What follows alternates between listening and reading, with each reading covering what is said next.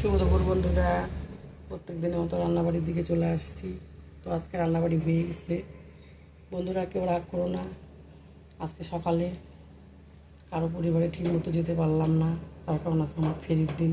সকাল থেকে কাজে ব্যস্ত, এখন রান্নাবাড়ি কমপ্লিট করলাম। রান্নাবাড়ি করলাম, এখন খাওয়া দাওয়া করে খাবো, খেয়েই চলে যাবো ফেরিতে।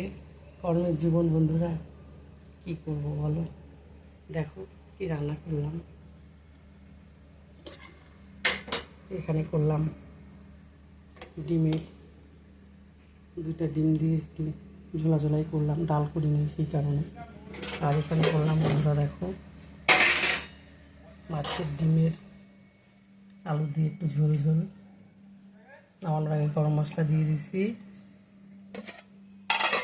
আর এখানে করলাম বন্ধুরা আলু বেগুন করলা সজনা ডাঁটা দিয়ে চচ্চড়ি।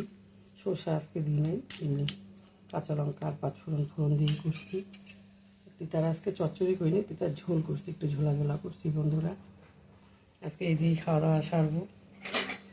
তোমরা সবাই খাওয়া দাওয়া খাও, সবাই ভালো থেকো সুস্থ থেকো। আমি রাতে ফেরি থেকে রাতে ফিরে বাড়িতে সবার পরিবারেতে যাব। কেউ রাগ করো না বন্ধুরা।